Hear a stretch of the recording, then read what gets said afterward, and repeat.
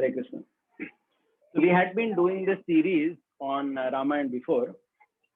So I'll just recap where we were in that series, because some of you may have attended some of those talks, some could not have attended. So we are looking at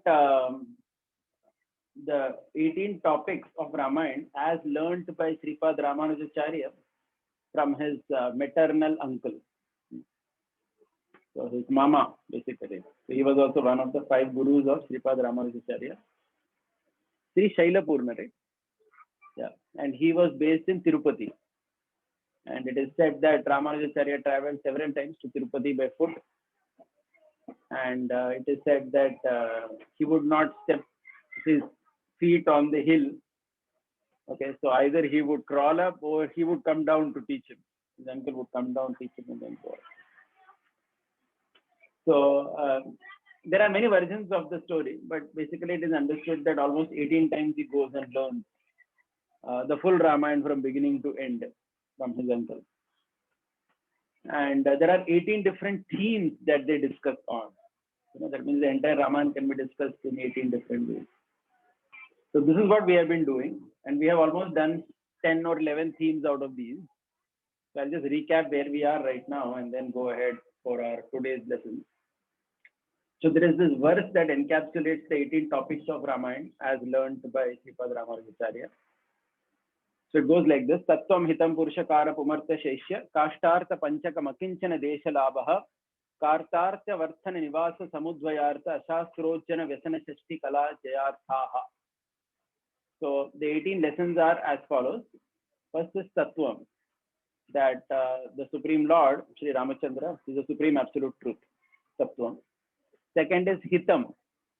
Hitam is Sharanagati. That means Hitam means the best thing that could happen for every individual. Yeah, so that is called as the Hitam is called as Sharanagati. Third is Purushakara. Purushakara means the recommendation of the goddess of fortune is needed to obtain the grace of the Lord. Okay, so that is called a Purushakara. You need Sifarish, you need her recommendation, without which you don't get the Lord. Fourth is called as Pumartha. Pumartha means service to the Supreme Lord is considered as the topmost Purushartha. Fifth is Shesha. Shesha means Sheshatvam. That means having no independent existence, like Lakshman was there. He didn't think that he has any separate existence. He was just like a shadow of Lord Ram.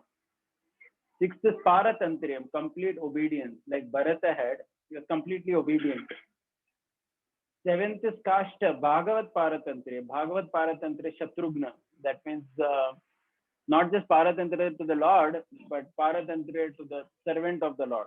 So that is embodied by Shatrughna. All this we have done, by the way. These 7 we have completed. 8, which is what we would do today, is Artha Panchakam, nature and characteristic of Supreme Personality of Godhead. 9th is called Akinchanatvam, that is embodied by Vibhishan. 10th is Ishalabha, importance of the Acharya.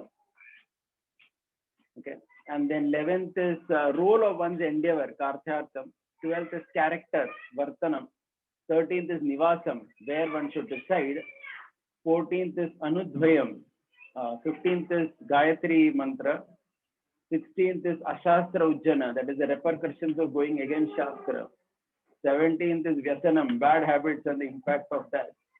And 18th is Shashti Kala, 64 arts or sciences. So like this, there are these 18. And we have looked at the first 7. We have also looked at 10, number 10. Okay, so this is all that we have done in several sessions that we had previously. So today we are looking from the topic number 8. So that is where we are going to start today.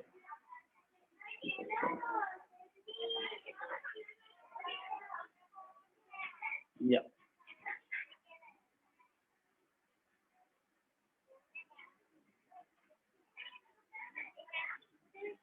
Yeah. So basically, the 8th one is called as Artha Panchakam. Artha Panchakam means in any scripture, there are 5 parts to it. So this is something very similar to what we learn as Sambandha Abhideya Prayojana. That means somehow, every scripture in Sanatana Dharma is always divided as Sambandha Videya Prayojana. That means the connection of the Lord, living entity, etc. The process of obtaining and the goal of obtaining. So these three are, it's part of every scripture. So there is one beautiful verse actually, which is where I wish to speak. Yeah, this one. Yeah, so this is from a scripture called Harita Samhita. So this talks about these three basically, which we are saying now, are five. It describes that. It says, Prapyasya Brahmano Rupam, Praptuscha Pratyagatmanaha, Prapyupayam Phalam Cheva, Tata Prapti Virodhicha, Vadanti Sakala Veda, Chetihasa Puranakaha. It basically says that all the Vedas, Itihasas and Puranas have five topics that they discuss. First is Brahmano Rupam, that means the character of the Supreme Personality of God. Second is Pratyagatmana, that means the living entity and the relation of the living entity with the Lord. This is broadly what we refer to as Sambandha. Third is Upayam. Upayam means the method to obtain him.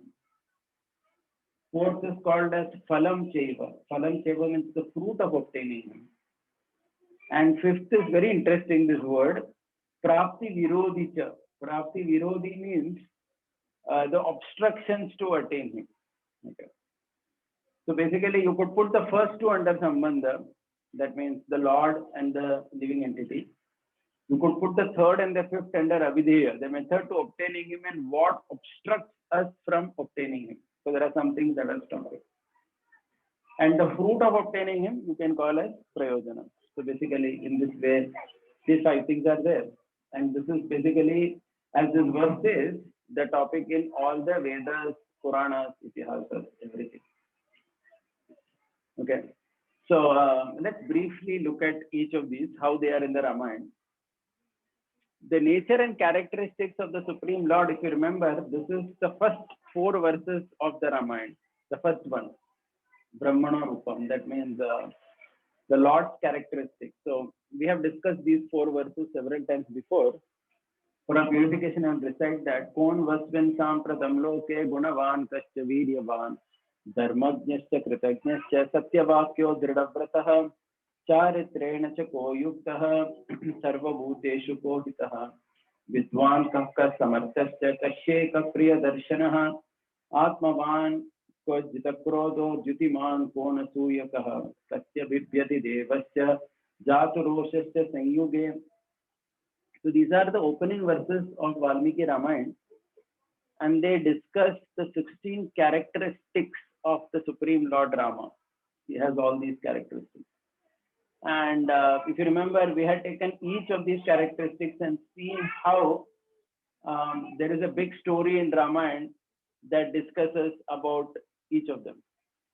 Okay, so today I'll just take two or three because we've already done this before. Like for example, we say Sarva Bhuteshu Kohitah. Is a well-wisher of all living entities. Because somebody may say, how is the well-wisher of demons? So for that also there is a story.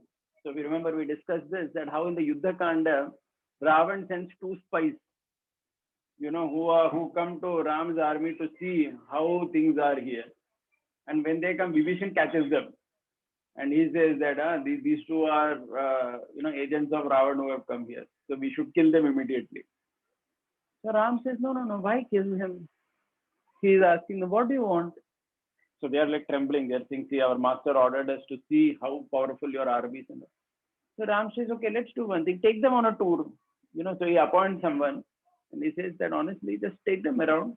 Show them all our strength. At least by this, if Ravan decides not to fight, it is good.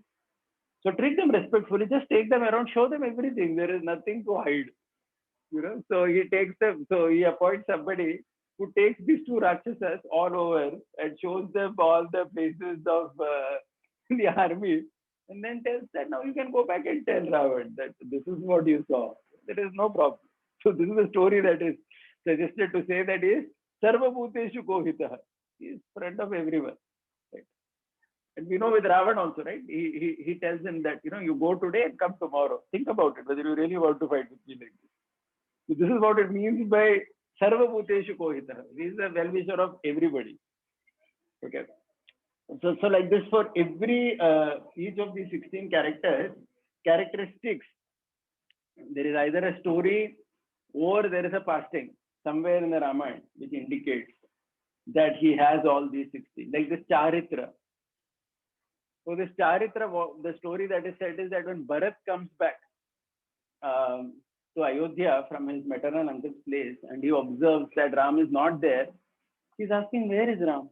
So Kalki is saying that he has been banished. So the first thing Bharat says is that, did he do anything against some woman or something? Like, did he violate any woman or something like that? Because generally only for such things a person is banished like that. So Kaikeyi at that time, she tells Bharat that no, how can we even think that he would have done something like that? So that is considered as an example for Charitra. Because the thing is, your friends will always give you good character certificate. But at that point of time, Kaikeyi was seeing Ram as an enemy. But she is also giving a good character certificate to Ram. Even in the peak of her envy against Ram, she doesn't want to tell Bharat that, maybe he was bad or something. No, he says, no, it's just not possible. Like that, Ram can never do. Okay, so that's considered. So it's like, like in a college, so our students come for character certificate always when they have to go abroad. And we give character certificate to everybody. Anybody who comes, we ask them what is the format you want. They will produce one format. We say excellent character, give a good recommendation. We generally never question that or whatever because we want them to go ahead in life or whatever. But here, what you see is that someone who is looking at Ram as an enemy is giving a character certificate at that point of time. So that's considered the story for Charitra. So like this, if you take each of the 16 qualities, we have discussed this, that there is at least one story or one place in the Ramayana where there is a beautiful story or a pastime that illustrates that he has this quality.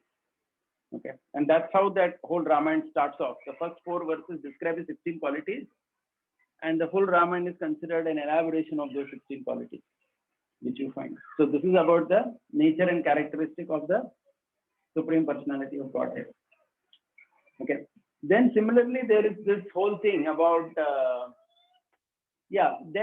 and not only that, you will find description of his who is being the Supreme Personality in many places. Like when Mandodari, when Ravan is dead, Mandodari speaks this sentence, Vyaktam Isha Mahayogi Paramatma Sanatanaha. She basically addresses Ram as Paramatma. So that again becomes an evidence. Similarly, the statement spoken by Parshuram to Ram, so that's another episode totally. So like this, in so many places one can gather this first thing among the 5, the nature of the Supreme Personality of God. The second thing is the nature of Jiva and his relation with the Supreme Personality. So this is a beautiful verse. I think it's composed by, obviously, I couldn't find it exactly in the Ramayana, so I believe that one of Ramanujara's followers has composed it. It says that when Ram, Sita and Lakshman were walking in the forest, you just picturize this. Ram, Sita and Lakshman are walking barefoot throughout Bharata. As they are walking, they are representing the Omkar. Because Ram represents the Akshar A. We all know that, even in Bhagavad Gita, Krishna says that among all the Akshara, I am the A Akshara. The Pratama Akshara is represented by Ram. Sita, who is walking in the middle, represents Ukara. This U which is there, right? That U is represented by Sri. That means the goddess of fortune. That particular Akshara. Someone was saying that we have man and we have woman. So there also somehow that U comes in. But anyway, we don't know whether the English people got it from this, but that Ukara represents Sita Devi or the goddess of fortune. And Makara, Ma represents the living entity. Ma is the 25th Akshara in the Sanskrit, if you count 25th. And in the list of Sankhya, if you see, jo 25wa hai, that is actually Atma. And Lakshman is that 3rd. So there is this beautiful verse that says, Agrata Prayo Rama Sita Madhye Sumadhyama Prashtachasya Dhanushpanihi Lakshmana Anujagamaha. So that means these three people are walking throughout Bharata, and you can mentally picture this as the Omkar which is walking physically on the streets of Bharata. Omkar is actually walking. We have only heard Omkar as a dhvani, but if you want to picturize Omkar walking on the street, then you have to picturize Ram followed by Sita followed by Lakshman walking. They are actually representing the Omkar, A, U, and M akshara, and they are all walking. Okay. So this verse and this picturization, if you can get in our mind, then this represents the second part of Panchakam. Artha Panchakam means first is the Supreme Lord, दूसरा जो है वो living entity and the relationship with him. Third is the Upaya, and the Upaya is considered as Sharanagati. Okay, so throughout Ramayana, as we have discussed, Ramayana is considered Sharanagati Grantha, because the whole thing it talks about is Sharanagati. And interestingly, the way Ramayana presents Sharanagati is, Sharanagati may be done for even some other reason, other than, like for example, among all the Sharanagatis, Vibhishan Sharanagati is considered the topmost thing. Like, that's considered the high class, the topmost Sharanagati, Vibhishan, which we will discuss. But there were so many other people. Please come. You want to come in? There is a lot of space. Yeah, they can sit.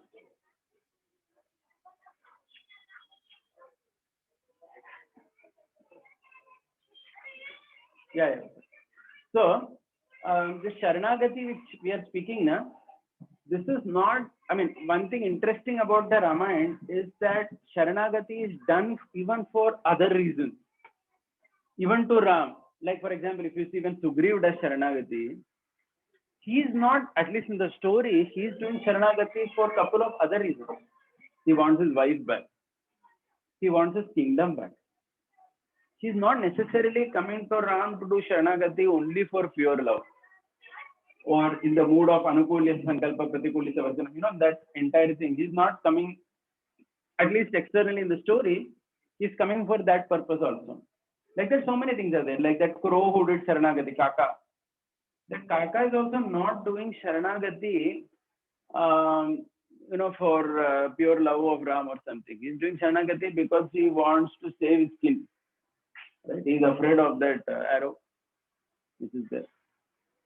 Or if you consider the Sharanagati of Shunashepa, that story also we have discussed in the Ramayana, right? That in that Harishchandra story, right? That Shunashepa was about to be sacrificed. He does Sharanagati to his uncle Vishwamitra, because he was about to be sacrificed in one year. So he is doing Sharanagati to protect his life. Trishanku does Sharanagati to get his own desire of heavens or whatever. So the idea is that this Upaya, which is called as Sharanagati, may sometimes even be done for several other reasons. Okay, because that is that's considered natural for the conditioned soul in this world. Okay, but the amazing thing about Ramayana is Lord Ram accepts all these people. You may have come for, and we are going to elaborate that today. Ram accepts all of them. That's why among all scriptures, one thing speciality about Srimad Ramayana is it is considered as a Kalpavriksha Grantha. Kalpavriksha Grantha means anybody with any desire, if you read the Ramayana, besides everything else, you get that desire also fulfilled. Okay. So for example, if somebody wants a child, reading that Putra Kameshti section of the Ramayana. If someone wants wife, or someone wants their children to be married, reading the marriage of Sita Kalyana. Okay. So like that, there is that whole mapping which is there. For what kind of thing you read the Ramayana, Garbhavati ladies, at least in South, this tradition is even there today also, that they are supposed to read the Sundara Kanda, that section of the Ramayana. So like this, for every particular thing that you need, which is considered a very normal need in this world, whether it is wealth, whether it is a wife, whether it is a child, whether it is a good child, right? For all these things, there are this. And when we say read the Ramayana, I mean, traditionally the understanding was read the verses of the Ramayana. That means that वो जो मूल श्लोक है ना, वो पढ़ना भी important माना जाता है. But honestly, I have not done that. It's my wish to I start studying. So maybe I'll do sometime soon. But there is that particular potency in that Sanskrit shlokas which have been written down by Valmiki ji. Okay, it's not just the English and the translation. Okay, sometimes what happens, we have this understanding that the meaning is important. Yes, the meaning is important. We need to read the meaning, but the words which are composed by these great rishis, those words have a specific power in them. Okay, like even Bhagavad Gita, you know, the words which Krishna spoke, you know, that's a sarva dharman parityajya, you know, so that's a completely different thing. Of course, we want to read the English also, abandon all varieties of religion and surrender unto me, etc. But the Sanskrit is a completely different thing because it's coming from the words of Krishna. It's the words of Vyasadeva. Here it's the words of Valmiki ji. Okay, so it's a very good recommendation for all of us. I'm preaching to myself as well in this, that we should take some time out to read the verses of the scripture, whichever scripture, whether it is Bhagavad, we should focus on that also. We shouldn't think that as less important, or we shouldn't think that it's a ritual, you know, so that we should try to take time out to read it. And especially these benedictions and all are associated with that also. And if you can read along with understanding the meaning, then there is nothing like it. There is nothing like it. Okay. So like that. So that's the recommendation for everybody. So when we say that Ramayana has the upayam called as Sharanagati, then the Sharanagati of the Ramayana is like a Kalpavriksha. You may come to Lord Ram with any desire you want. And we are going to explore that today. Why I'm saying that point. Because generally, at least we hear that we should go to the Lord only ahai tuki apratihata, you know, that type of a thing. So we will reconcile that. We will talk about it in the later part of our discussion today. But at least what we are saying here is that when you come to the Lord, even if somebody comes to Ramayana with any of these other desires, Ram is accepting that. And we will be seeing that. So that is called as the upaya, Sharanagati. The phala.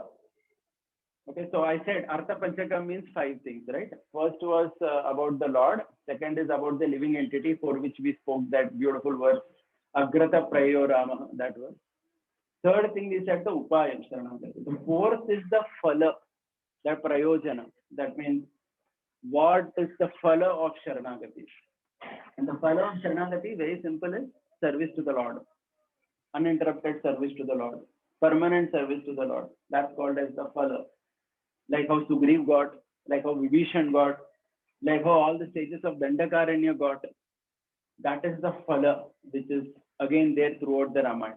What is the phala of doing Sharana to Lord Ram?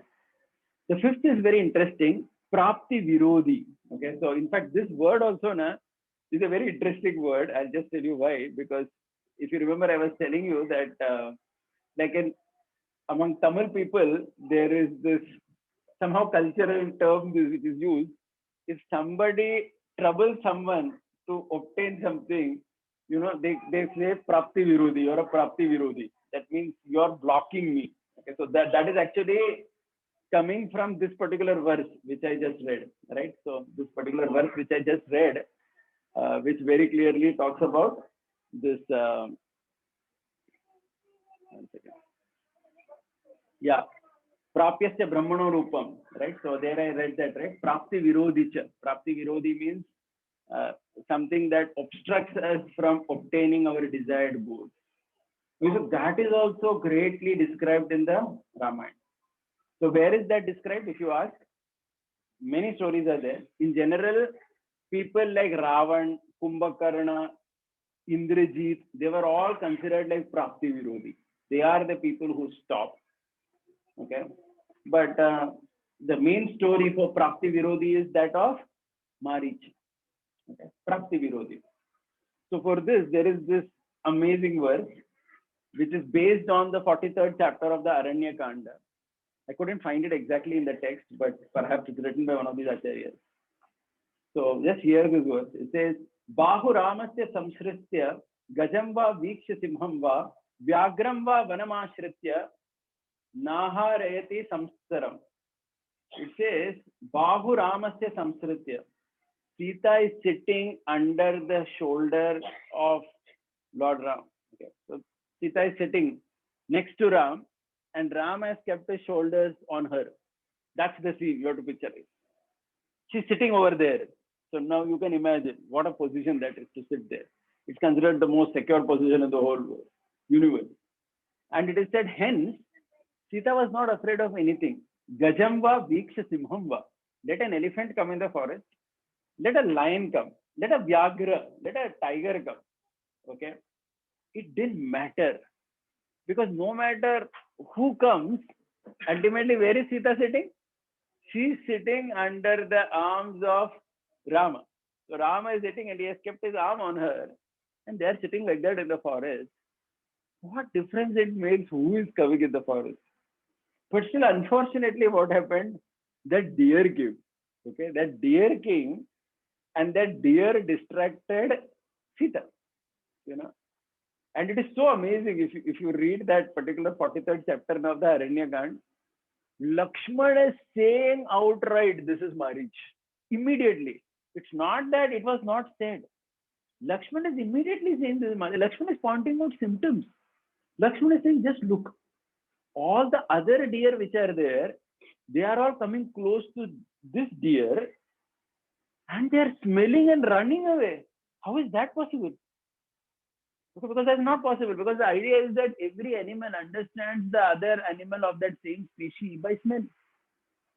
So the understanding is that this Marich took the form of the deer, but he could not take those characteristics so nicely that he was perfectly a deer. So there is one Sri Vaishnava poet who writes, "Arey, this Marich, what kind of? He was like a fancy dress competition. में होता है ना कभी fancy dress competition में बच्चा कोई लेके आता है. He was like that. He says like when the Lord became Varahadev, he was really Varaha. मतलब he took all those characteristics of Varaha. So Lakshman is saying, look at this Marich. He's walking, but he's not eating the grass. ऐसा कैसे हो सकता है? Deer is not eating grass. So this fellow had taken the form of a golden deer by whatever is magical prowess, but he was not able to behave exactly like a deer. He was just like pretending. You know, other deer were also afraid, and he was also not naturally a deer, like eating the grass and like that. But Varaha was not like that. He actually took on the characteristics of that creature.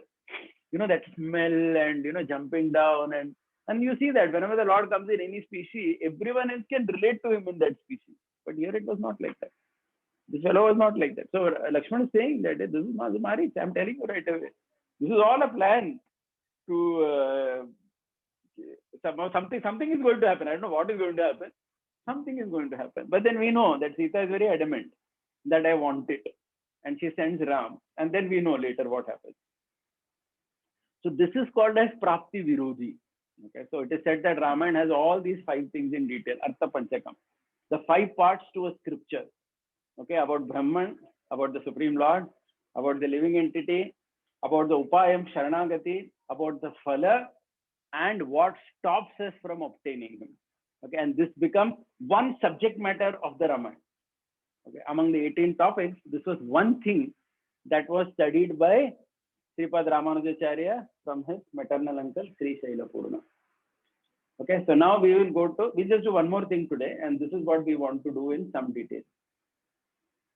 This is the 9th topic of what Sripad Ramanujacharya learned from his maternal uncle, which is called as Akinchanatvam.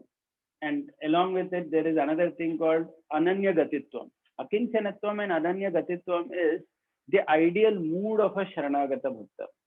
Akinchanatvam means Akinchana, right? We say, na, Tvam Akinchana Gocharam. Right? Akinchana means I have nothing. You know, I have come to you, O Lord, without literally anything in this world. Matlab, Khali hath aaya aapke ghar. You know, that kind of a thing. So this is nothing else is there, O Lord, other than you. And Vibhishan had come to Lord Ram with this particular mood. Okay, so this is what we want to discuss today. So we will propose first what is being said, then we will see some contrary views that are there in Ramayana, and then we will reconcile that also. Okay, and most importantly here, because as I said in the beginning, one could come to Ram with several desires also, and Ram accepts them. But the beauty of Vibhishan is that he comes with the ideal mood of Sharanagata. He comes with the ideal mood. Okay. But interestingly, the way the Ramayana presents it, if you see the verses very carefully, it seems as if Vibhishan had come for the kingdom. And that is what also comes in the discussion between Hanuman and Ram. Okay, so we will initially see that, and then we will come to this particular thing. So I'll just do one thing. I'm just going into the Ramayana verses first, and then we will see this. Okay, so the background we all know, right? So the background in the Yuddha Kand is that Hanuman has come and created all the havoc. He's burnt Lanka and he has gone. And all the monkeys and Lord Ram have already arrived at the shore of the ocean. They're about to cross over. And it is at that time that all the Rakshasas, they're having this conference. And it's at that time that Vibhishan starts speaking. And if you see that entire discussion between Vibhishan, Prahasta, and all the leaders of the Ravana ministerial position, that council, whether it is Ravana, whether it is Indrajit, all of them, Vibhishan talks from the purpose of protecting Lanka. He is very clear. He says that let us work towards protecting our kingdom. Okay, because if we don't return Sita back, we already just saw what this one monkey did. And if he's the Lord, if Ram is going to come, he doesn't say Lord or something. If he's going to come with his entire army of monkeys and bears, we can only imagine what is going to happen. Okay, so he's basically he's telling very sternly and strongly to Ravana that no, we are not going to, we will not be able to face it. The consequences will be disastrous. And then we know how all the others also respond. They all basically reject the whole proposal. In fact, each of them, they criticize Vibhishan like anything. But Vibhishan, that doesn't stop him from speaking what he feels is right. And then finally, we know that Ravan basically, literally he scolds him, he chastises him, and he refuses to hear his words. And then finally, we know that Vibhishan, along with 4 Rakshasas, they fly and they come on this particular place. These 4 Rakshasas who fly along with Vibhishan, it is explained that they represent 4 important qualities for Sharanagati. 2 represent from the devotee side and 2 represent from the Lord side. Okay, so the 2 that are representative of the devotee are these 2. Akinchanatvam and Ananyagatitvam. That means Akinchanatvam means I have nothing. Ananyagatitvam, Ananyagati. That means I don't have any other gati. Okay, so this is considered very important in Sharanagati process. That means Ananyagatitvam. And for that, there is a beautiful example also given. It is said that the process of taking shelter of the Supreme Lord is a very powerful weapon. And the example is given, it is like the Brahmastra weapon you could imagine. Okay.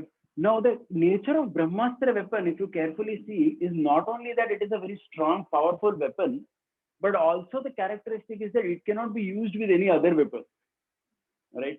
So there is this whole story that when Hanuman is fighting in Lanka, at that time Indrajit shoots the Brahmastra, and Hanuman, out of respect, he allows the Brahmastra to bind him. And when he does that, it is said that all the other Rakshasas, what they do, they think that let us bind him even more firmly. So they get many other ropes and they bind Hanumanji with that. So interestingly, what happens is the Brahmastra's characteristic is, because it is such a high level weapon, if you use any other weapon in conjunction with it, it loses all its power. Okay, so these other Rakshasas, they bring all ordinary ropes and chains and everything, and they begin to tie Ravan, sorry, our Hanumanji, and it is said that the Brahmastra immediately gives up its influence on him. But just out of respect, he is just folding his hands and waiting because he had another plan, right? He wanted to go to meet Ravan and do something else over there. Okay, but this is the story is there in the Ramayana. Okay, and that story is indicative of this point, that surrender to the Supreme Lord is perfect only if it is not mixed along with any other thing. So right, so that is the idea here, because that's a very powerful weapon like Brahmastra. If you have mixed it with something else, then it has lost its impact over there. Okay, so that's what akinchanatvam and ananya gatitvam means. So these are the two things which are the characteristics of the devotee, correct? Which are the characteristics of the devotee. And simultaneously, it is said there are two characteristics of the Lord also. One thing is that he is sarala. Sarala means very easily approachable. Okay. And second is that he's very powerful. So these four Rakshasas stand for this. Two characteristics of the devotee who is going to the Lord, and two characteristics of the Lord himself. See, because there are these two things, right? One is that he has to be approachable, and second thing is that he has to be powerful also. So there are so many people in the world who may be approachable, but they may not be powerful. On the other hand, there may be many people, some big politician maybe they are very powerful, but he's simply not approachable. You can't even go to him. Okay, so the point is that if you have to do Sharanagati, both are needed. Correct? It's not enough that just one thing is there. Somebody is very approachable, but that poor fellow cannot do anything for you. आपका दुख भरी कहानी सुनेगा और बोले ठीक है मैं भी वैसे ही सफर कर रहा हूँ. What can you do? At best he can just empathize with your problem and say that sorry, I'm facing a bigger crisis in life. Then you also understand मैं ये क्या मेरे लिए क्या करे, कुछ नहीं कर सकता. So one is has to be approachable, and second thing he has to be powerful also. Okay. So now another important thing now before we go into Vibhushan Sharanagati, because Ramayana itself is called a Sharanagati Grantha, it is said that Lord treats this Sharanagati principle so important in his system. Like another thing, if you see in the NOD, among the 50 qualities of the living entity, which is there in the Lord also, one of it is that the Lord is he's the protector of surrendered souls. If any of you remember when you did your Bhakti Shastri. Okay. Among the 64 qualities, there are 50 qualities which are similar to Lord and the living being. One of them is protector of surrendered souls. So we have 50 minutes. That means the idea is that each of us have an obligation in the world to provide sharana to anyone who comes to us or anyone who is under our mentorship or whatever, something. I mean, simple example, your children are basically Sharanagata to you. Okay, so to protect them also is coming under this only. You have to. Okay, and the idea is that if somebody doesn't do that, from the Ramayana perspective, it's considered utterly condemnable. And that is the reason, if you remember, we have discussed this many times. Why did Ram kill Vali in hiding? Okay, there are many reasons given in the Ramayana, but this one reason is not so easily found in the text. But this is what Sripad Ramanujacharya learned from his uncle. Why did Ram kill Vali in hiding? He killed him in hiding because he didn't want to give Vali an opportunity to do Sharana to him. Because Vali had refused the Sharana of Sugriv. Because Sugriv ne jaake pucha tha na, maaf karo mujhe, please give me your shelter. But he had kicked him out. He had the power, but he didn't have compassion. So Ram's idea is that if you have the power to give Sharan to somebody and you don't, you will not get my Sharan also. And that is why it is said the Lord did not want to come in front of Vali and give him a chance also. Because agar wo Sharanagata ho gaya, fir Ram has to protect. But then he didn't want to give Sharan to someone who had not given Sharan when he had the capacity to do it. Okay, so that is the importance of this topic in the entire Ramayana. So that's why I said it's not just about the Lord and Lord giving Sharanagati to people. Even all these other people, so Vishwamitra, he's being glorified actually. See, sometimes we may see that as a ego, that just to satisfy his ego, he was doing all that to the Trishanku, sending him up. No, but that aspect, na, that Trishanku came to him saying that please do something for me, and the fact that he put all his resources and merit to try to do that indicated something very positive. And Ram, right, and ultimately at the end, of course, Vishwamitra becomes a great devotee. He's like his associate of he's getting the opportunity to serve Lord as his spiritual master. This is not an ordinary thing. He gets the opportunity to arrange the marriage of the Lord, which is considered like a very intimate kind of service. Very intimate kind of service. In the Kamba Ramayana, it is so beautiful. There is this sentence that comes where Vishwamitra had taken Ram, right, when he went. So later from Dasharath, and later when Dasharath comes for that marriage, Vishwamitra tells him, I took Ram from you as a Bala Ram, I have given you back as Kalyana Ram. I say, वापस नहीं दिया इसको. I have given him along with your daughter-in-law. I have given. It's not, and Dasharath acknowledges that, saying that yes, indeed. I mean, this is, because he was very hesitant to give his son, right? He was like, I'm not going to give this boy to you and all that. But he gives a single boy, and what he gets is a daughter-in-law, a bonus. Along with that bonus means he's getting the goddess of fortune in his home, right? So the whole idea is that is the importance of the Sharana principle, right? Which is there throughout the Ramayana, which is everybody's duty to do it. Okay, it is not just limited. Of course, the Supreme Lord represents that highest level of someone who can accept Sharana. But the point is, anyone else who has that capacity, if he doesn't do it, the Lord feels that, why are you not doing it? And if you are not doing it, then with what face are you going to stand in front of the Lord and ask?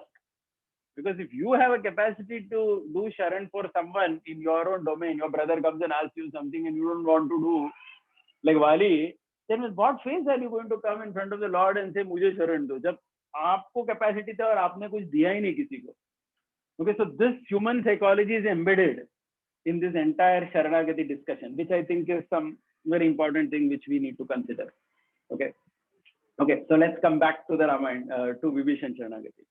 Okay, so as I was saying, Vibhishana, along with these 4 associates, that is where we were, correct? Along with these 4 associates, they fly. They fly and then they come to Rama's place. When they come to Rama's place, it's a very beautiful scene over there. I mean, we can again picturize this. Okay, we can again picturize this. So we need to picturize the fact that all these monkeys, these 5 of them, the 4 Rakshasa associates and Vibhishan, they're all aerial. They're standing in the air. Okay, and all the monkeys headed by Sugriv, they saw them, all these 5. They saw them with all the jewels, adorned with beautiful jewels. They were standing there. Sugriv looks at all the 5. And Sugriv immediately he tells Hanuman, see this demon possessing all kinds of weapons. He has come with 4 demons. There is absolutely no doubt he has come to kill us. He's making a direct, whatever, judgment, accusation on him, saying that he's come to kill us. Then hearing these words, all the other monkeys, they took up big trees and they all stood ready to fight. They just assumed that he's come to fight. Okay.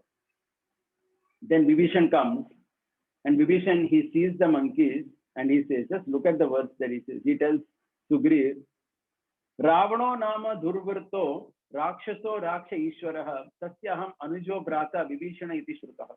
There's a demon called Ravana, the king of demons, having a bad conduct. I'm his younger brother, known as Vibhishan. This is how he introduces himself. He very clearly says that my brother is like this. This is there.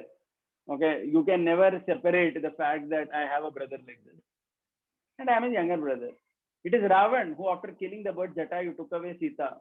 The unfortunate lady is held captive against her will, and she is now amidst so many female Rakshasis who are guarding her. I persuaded Ravan again and again by my words and arguments to restore Sita to Ram. That Ravan, impelled by faith, fate did not receive my advice, as a perverted person does not accept his prescribed medicine. Okay. Then he says, I have been humiliated by him. I have left aside Tyaktva Putram Cha Dharam Cha Raghavam Sharanam Gataha. I have given up my sons and my wife, and I have come to take shelter of Raghava. Okay. And this is considered a very beautiful verse.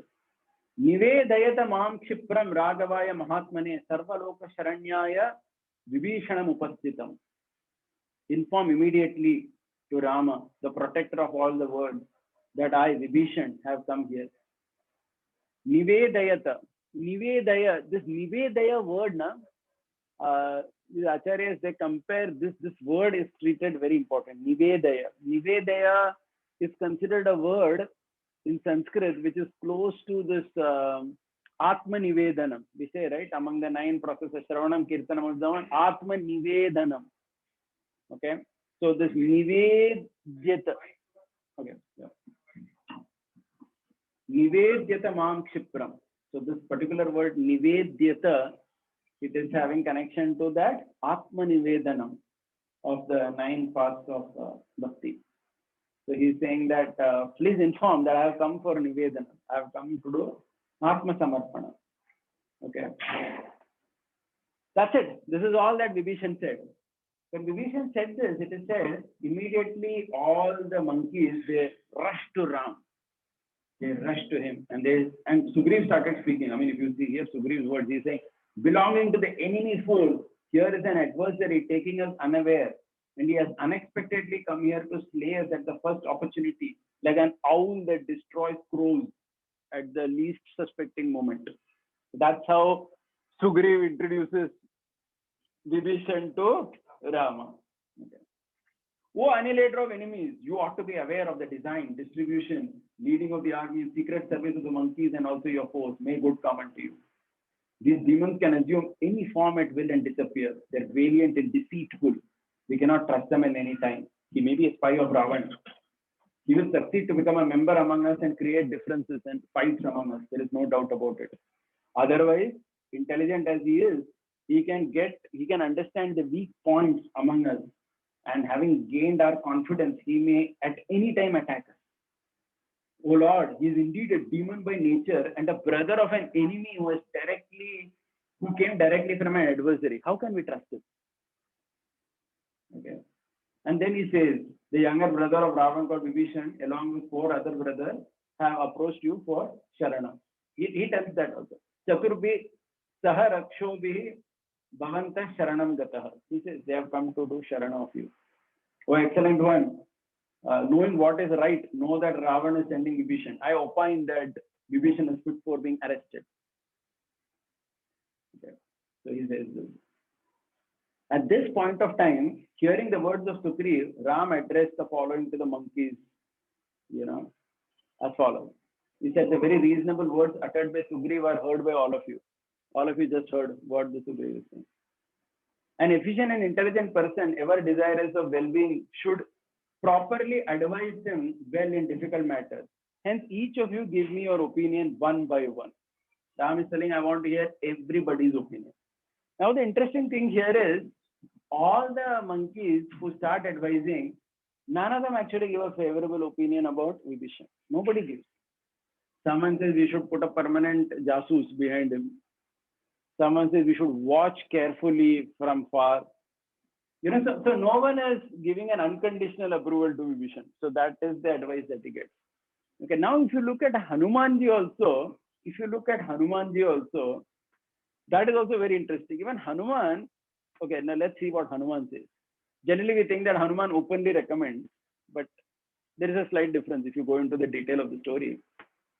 Okay, look at what Hanuman is saying. Hanuman is saying, I am talking neither for argument nor for competition. Okay, so he's saying that I don't want to argue with what others said, nor I want to compete with that view. I am perceiving an error in what was advised by your counselors assigned to look into advantages or disadvantages, because it is not possible for such an investigation into his character. Hanuman makes a very interesting point. Hanuman tells Ram that without entrusting a work to somebody, you cannot understand his mind. We cannot understand. He's a stranger at the end of the day. He has come here. We don't know what is going on in his mind. Okay. Only when that happens, we will come to know whether he had an ill motive or no. Are you getting this right? It's actually a very practical thing he's saying. Just imagine an unknown person from the enemy party has come and he says, Sharana, you don't know his motive. Correct? Like we always talk about, we've given many times this example of, right, about that Ballol Khan who said sorry to that Pratap Rao Gujjar, right? If you know that story, a very interesting story. Pratap Rao Gujjar was one of the chief of Shivaji Maharaj, and this Ballol Khan had attacked. And what had happened was somehow this Pratap Rao Gujjar, he had stopped his water supply. He had that, jahan wo log the, he could stop all water going to Ballol Khan's tent. And without water, that fellow cannot survive. So he was like forced to surrender. So he also did Sharanagati in a very external sense. The point is, and Pratap Rao Gujjar, he accepted it. He said that, yes, you are saying. He tells, I'm very sorry, Ballol Khan, since I will never attack again. I'm very, very sorry. Please forgive me, he says. And Pratap Rao Gujjar actually forgives him. He says, Chale jao, he just leaves him. And he could have imprisoned him, he could have done many things. He could have killed him also. But he just leaves him go. But this point of Hanumanji is very interesting. He is saying that we can never understand what happens. Now look at what Hanumanji says. He says, whatever was told to you by counselors, by the other people here, that it is befitting to send spies, it is not possible due to the impracticability of the proposition. He says, we cannot do that. How? Because see, only when he misbehaves, then only you will understand, ना? उसकी नियत में problem थी करके. जब तक वो कुछ गड़बड़ नहीं करेगा, आपको पता है कैसे चलेगा? Okay, let us say you put spies, and let us say he's actually wicked. What he will do? He will behave nicely for many days. Suddenly one day he will do some big thing. But by that time it will be too late. Because he may have killed 10 people or something. So it's a very, very practical point that Hanumanji is making. He's saying that we can never find out what's going on in a person's mind. What are you people saying? Let's put a spy behind him. How will you understand? Okay, let's assume that he has a problem in his intention. How will you figure that out? He will pretend to be very nice among all of us till the day he decides to cause some problem. Okay. So it's very difficult actually. So when a person does it, very difficult. Okay, and the same thing happened also. I mean, if you go to that other story that we were saying, Ballol Khan, I mean, when you say sorry and this and that, the brother was forgiven. And there is a beautiful thing. Shivaji Maharaj, when he writes to him, he says, how did you do this? Usko chhod diya tum. Don't show your face to me, he says, without sorting out this issue. And just as Shivaji Maharaj predicted, Ballol Khan attacked again with an army of 12,000. And this time, this Pratap Rao Gujjar, he became so emotional about it. I mean, he was like, my goodness, what did I do? He goes with some 6-7 people. And needless to say, they are all butchered, but they just go and, try to do something over there. Okay. So another important point we understand here is that this Sharanagati or this particular principle, now, you need to have the power also to do it. See, that's Ram's greatness. Ram could tell Ravan, go today and come tomorrow.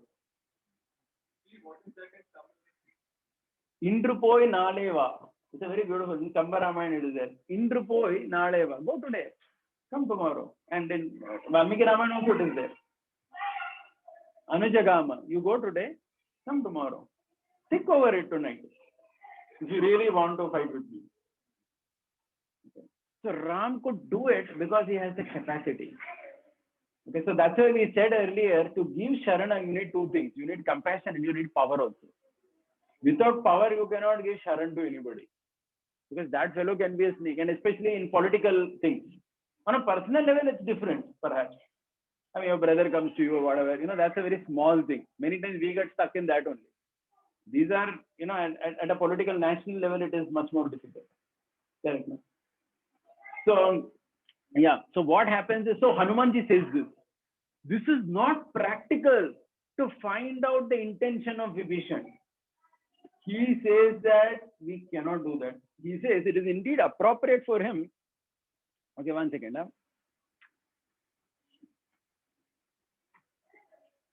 Yeah, he says a wise man being questioned. So he's saying, see what Hanuman is saying, Ram.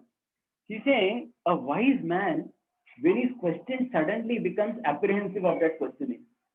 In those circumstances, an easily obtained friend becomes faithless upon facing a deceitful questioning. O king, O Ram, without possessing a high skill of reading his diversified tones, it is not possible to comprehend his intention. It's not possible. Okay, then what is his conclusion? He basically says, look at this. This is a very interesting word in the Ramayana. He says, seeing your perseverance and improper conduct of Ravan, as well as hearing about Vali having been killed and Sugriv anointed as the king, he has deliberately come here with a desire to obtain the kingdom of Lanka. On consideration of this aspect alone, he is worthy of acceptance by us. Okay, so now here you see that Hanuman is telling Ram why he thinks Vibhishan must be accepted. He says Vibhishan has come just like Sugriv came. He has seen that his elder brother, just like Vali was there, Ravan, his elder brother, has improper conduct. And how you killed Vali and made Sugriv the king. He has come here with that intention. That you kill Ravan and anoint him as the king of Lanka. On consideration of this principle, since we have already acted like that once before, that Sugriv came to you and you made him the king, you should accept it. Okay. So, you know why this is very important? Because many times we have a question.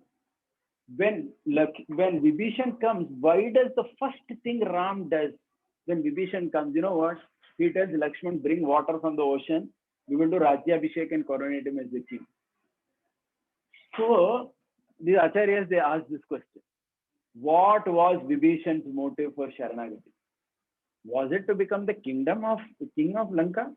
If that is the case, how can we qualify that as the, of course, from Ram's perspective, that is accepted.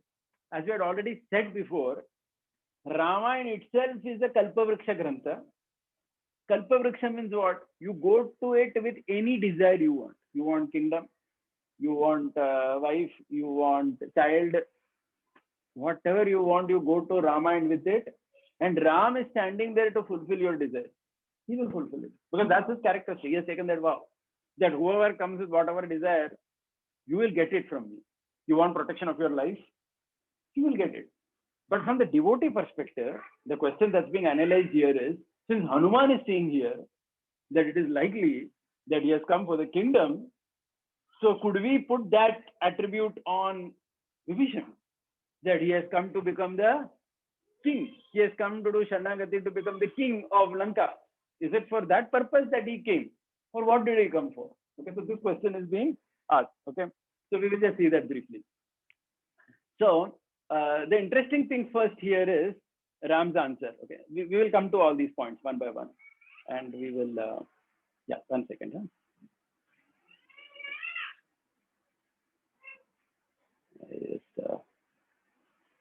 Where did I lose that chapter? Yeah. Okay. Yeah. So after hearing Hanumanji, it is said, Ram starts saying, he says, I also wish to tell my opinion about Vibhishan. I want it to be heard by everybody. So please hear.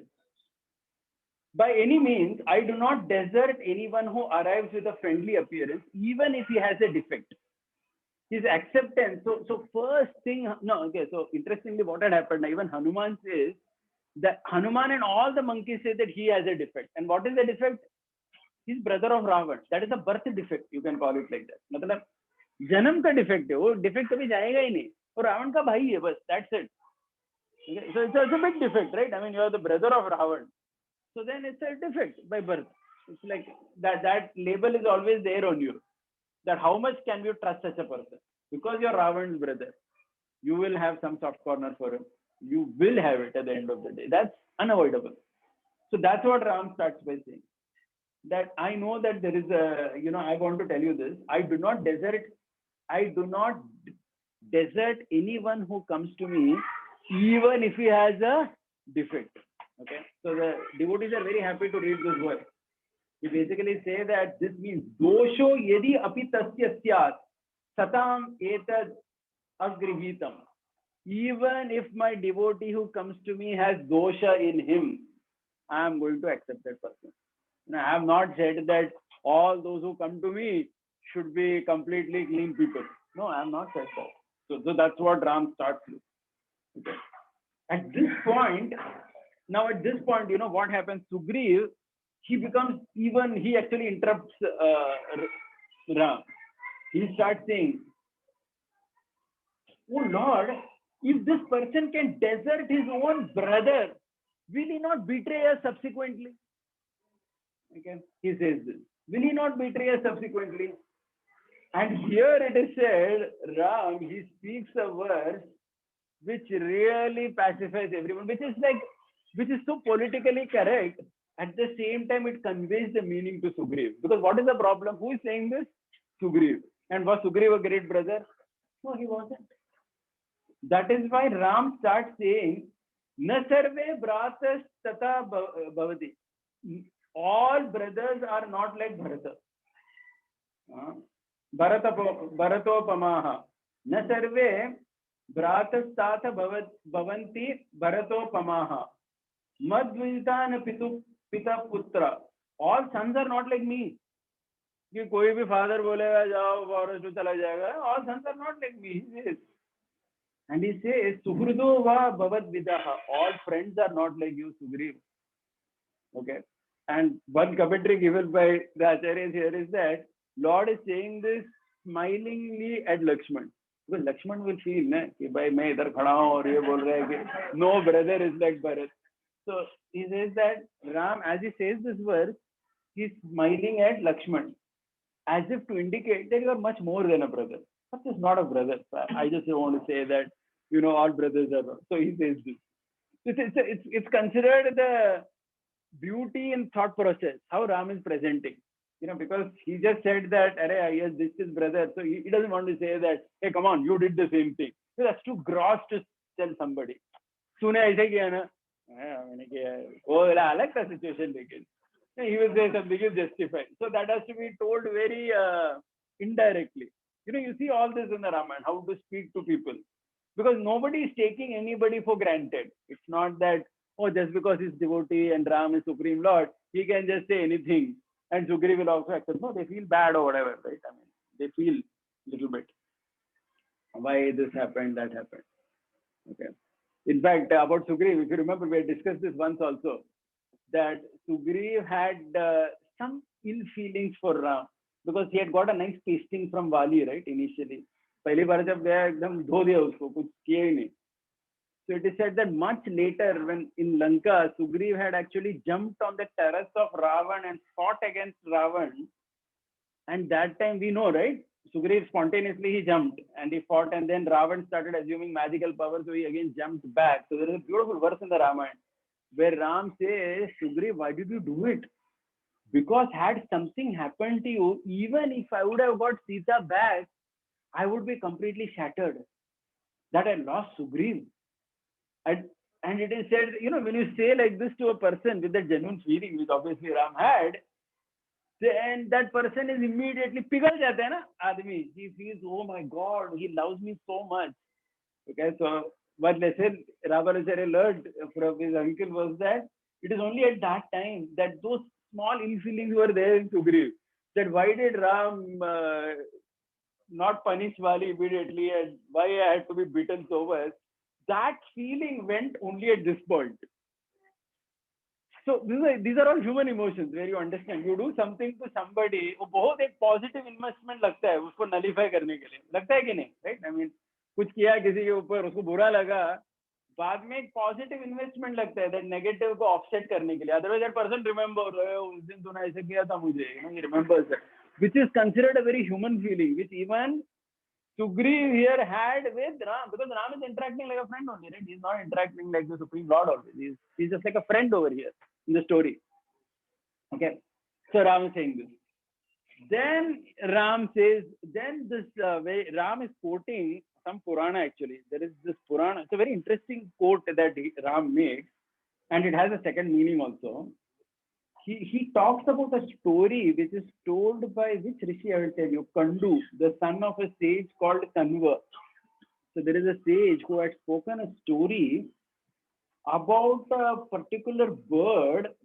Okay, this bird, it is said that he had received an enemy, a hunter, as a guest, and that hunter had actually killed his wife, this bird's wife, but this bird was ready to serve that hunter also with its own flesh if needed. So there is some story like this.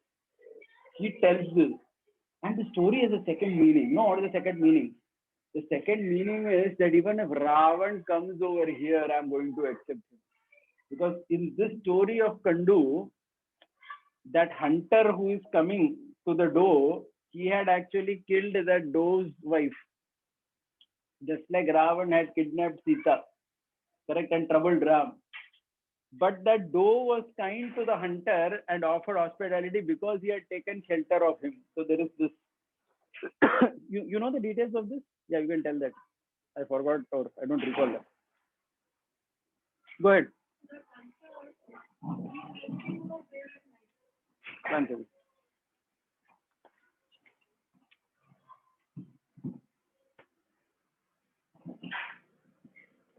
He's resting under the same tree at night, and he doesn't get anything to eat. So this bird falls, he likes to fire and once, and this bird falls into that so that he can eat the beast.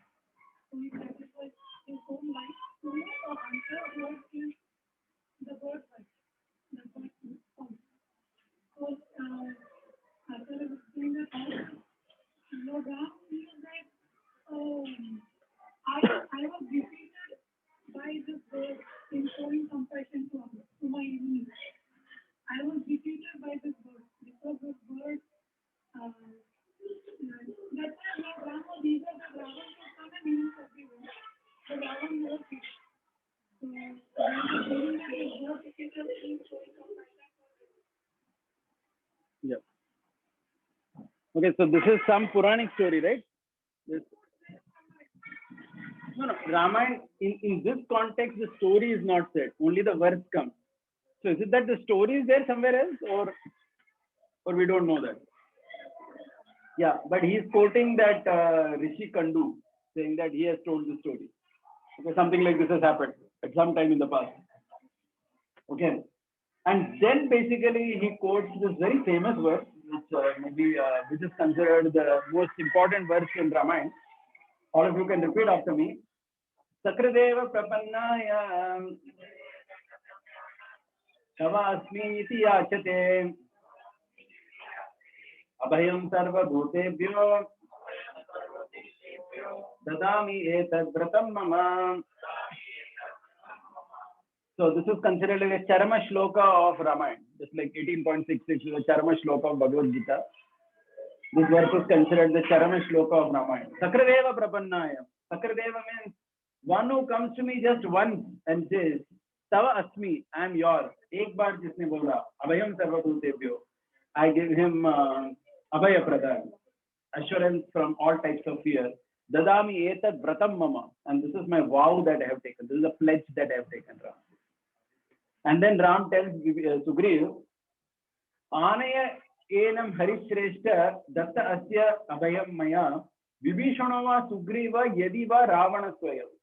He says, oh Sugriv, please go. Let that be Vibhishan. Let that be Ravan himself. If you feel when you go there, it is not Vibhishan only who had come, because Ravan only who had come. Again, don't come back and ask me this question, whether I should bring him. I have given an assurance, please bring him to me. And it is said Sugriv is ecstatic at this particular point. You know, after hearing all this from Lord Rama, he is ecstatic. He immediately runs and he calls, he immediately runs to Sugriv, to Vibhishan, and he brings him here. And when Vibhishan comes, the first thing he says, I mean, it's very interesting verse. Parityatva maya lanka mitrani cha dhanani cha bhavata bhavat gatam hime rajyam cha jeevitam cha sukhani cha. I have given up my friends, my wealth, my country and my life, my happiness is all only your lotus feet, he tells Lord Ram. So this is considered that highest platform of Sharanagati of Vibhishan. Okay, so now we have to answer the question still. So if you remember, we had raised this question. Two questions we are raising first, and then we will answer it. The question we are raising it is Hanuman himself suggests that this fellow has come just like Sugriva has come. Okay, he wants kingdom. And second thing, that is the first thing. Second thing is, immediately after Vibhishan comes and falls at the feet of Lord Ram, first thing Ram says without doing anything is tells Lakshman, bring water from the ocean. And they do the ceremonial bath, and he proclaims him to be the king of Lanka. And the point raised, there is this opponent's view, Purva Paksha, is that Vibhishan did not object to it. He did not say, hey, why are you doing this? I don't want the kingdom. I don't want the kingdom. Let it be with my brother. Let it be with somebody else. Please don't do this to me. Don't make me king. He doesn't object. Immediately when Ram says, sit down, bring the water, let's coronate, he just sits there. So the question is raised, that does it really mean that he had come for the kingdom only? Because Hanuman also felt like that. He also did not object. Kya chal raha hai? Then how are we calling this as a top class Sharanagati? Because we are saying, Akinchanatvam. He is saying that he came with nothing. There is no problem if he came for kingdom. That part is accepted. From Ram's part, there is no problem. You come for kingdom also, you will get kingdom, you will get devotional service also. But from the devotee's part, did he actually come for the kingdom? So the answer, they say is no. Okay, it is not like that. Two things they say. One is that because Sugriva was raising maximum objections for Vibhishan to be got into Ram's Sharana, Hanuman and Lord Ram himself also wanted to tell Sugriv that, hey Sugriv, at least let's assume that just like you came, he came. The same thing. Okay, so the point is, who was raising maximum objection? Sugriv, at least in the story. So he had to be told that, see, just like you came, this person has also come. Ultimately, you also came for the kingdom only. You had a problem with your brother. He also has a problem with his brother. He wants the kingdom. Let's assume it like that. So that's okay. There's nothing wrong in it, even if that is true. That's the first part. The second part is why Vibhishan doesn't object is, it is said that we have already discussed this. One of the characteristics we discussed of Ramayana is Paratantriya. Paratantriya means what? Complete obedience to the Lord. Complete obedience to the Lord means if the Lord says become king, you have to become king. You can't object on that. If the Lord says stay a beggar, you have to stay a beggar. That means there is neither the attachment to become the king, nor there is an aversion to become the king. It is just about what the Lord has said.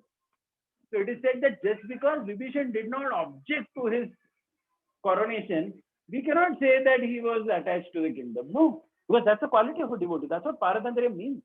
Whatever is told to you by the Lord, if the Lord puts you in a situation, you take it. You don't go into that artificial thing that come, surely I don't want to be. So that is why it is said, Bhakti about Sudama Brahmana, that one reason why the Lord, Sudama, it is said everything was good about him, except that slightly he was proud of his poverty. As in, he was slightly feeling that, oh, I'm living like a nice, like how a Brahmana should live without anything. He was slightly proud of that, and the Lord wanted to remove that also. For which reason he gave that huge palace and everything, just to remove that thing also, in his system. So anyway, coming back here to this. And second thing it is said, there is another Ramayana, I forgot the name of that. Like there are many Ramayans, Adhyatma Ramayana or some other Ramayana scripture. There in that scripture it says, in that other Ramayana, not Valmiki, it is again one of the Puranic Ramayana only. So there it says that Ram had a slight fever, it seems, till Vibhishan's coronation was done. And after Ravan was killed, when Lakshman was sent to make Vibhishan the king, because Ram didn't go in the palace, right? Lakshman goes and does the actual coronation and makes him the king. It is only at that time that his fever subsided. So the question is asked, what was the reason for the fever over there? Or why was he uncomfortable? He said Ram was uncomfortable because he was thinking that I had given my word to Vibhishan that I will make you king. But Ram was afraid that what if this Vibhishan says that he wants to sit next to me only like this Hanuman and just be in the mood of a servant and rejects the kingdom? My word to him will not get fulfilled because I have given a word not to him that I will make you the king. So that word has to be protected because Ram is Satyavakya. That's one of his characters. Like that famous Tulsidas composition is there now. Yeah, Raghukula Riti Sada Chali Ai, Prana Jai par Vachan Jai. For Ram, that is very important to protect his word. And that also is described a lot in Ramayana, Satyavakya. So just like I'll come back to the story. When Ram is sending Jatayu back to the spiritual world, the verse of Valmiki starts by saying, Satyena Loka Jayati. Actually, it has an amazing interpretation if you think about it. Satyena Lokan Jayati means, because somebody may question, how come Lord sent Jatayu back to the spiritual world? Somebody may say, he's a supreme Lord, he can send. Answer is no, but he didn't come as the supreme Lord. Ram is always throughout Ramayana behaving like a human being only. So how can we understand that as a human being he sent Jatayu to the spiritual world? Answer is that is also in the Ramayana. Satyena Lokan Jayati. Satyena Lokan Jayati means Valmiki is saying that if somebody always speaks the truth, he has such power in his system, whatever he says will become true.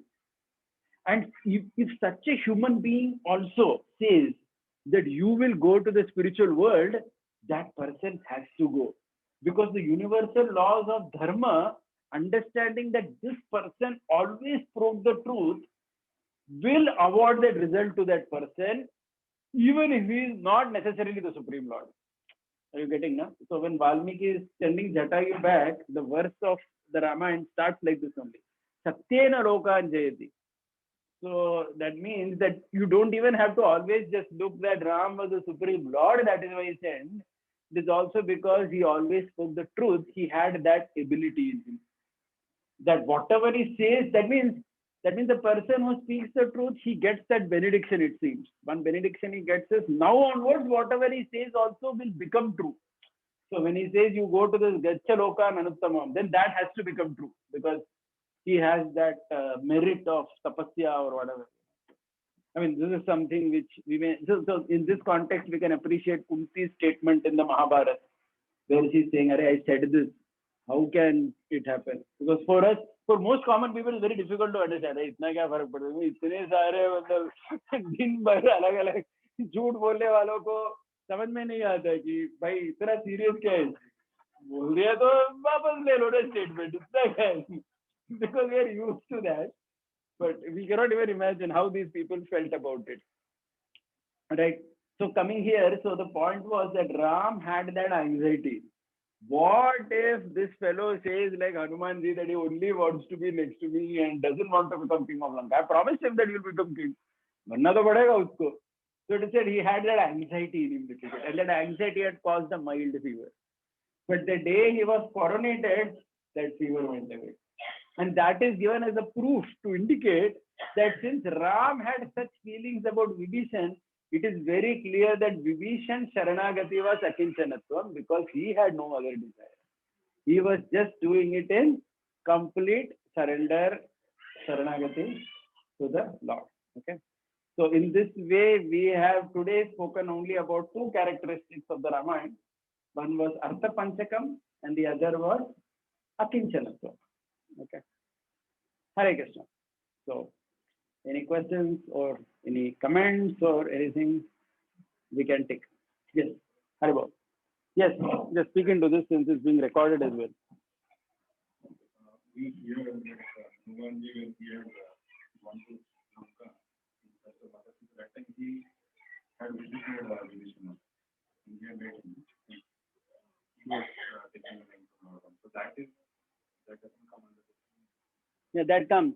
That actually had already come because the 10th topic which we had discussed long back was Ishalabaha. That means you obtain the Supreme Lord only through a Guru. Okay, so the idea here is that so many months Sita was there, but only that Hanuman's physical presence in Lanka, just by seeing him, gave that extra push to Vibhishan to give up all that and come here. That means the idea is, even if you are a great soul like Vibhishan, in order to obtain the Lord, you need the grace of the Guru. See, because 10 months Sita was there. Till that time also, Vibhishan knew this is Ram's wife. Why he didn't give up and come? Okay.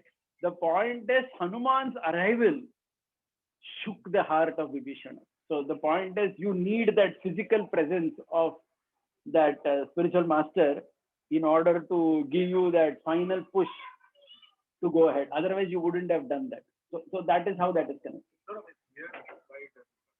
In the conversation, when he was asked his opinion. Yeah, he says that also. I didn't read, I'm not reading all the verses here. He says that also, that when I went there, I saw him to be a nobleman. Hanuman says that. In the verses he says. When I went, but still he says, you cannot understand anybody. Hanuman is talking here very practically. He's saying that I saw him. I feel he's a nice person. But at the same time, you can't understand anybody's intention so easily. Because all the other monkeys, what they were saying is employ spies. That was the common thing. So he's saying, इससे कुछ नहीं होने वाला, क्या होने वाला spy लगा के? Once you get him here, it's like, if he is indeed bad person, then it's just a matter of time before suddenly he explodes, or in modern terminology, he just blows up his whatever suicide vest that he has got, right? Because you don't know whether he's genuine or not. That's it. Yeah. Haribol. Yes. Yeah, one by one. Go ahead. You had a question? That story of having that power painting,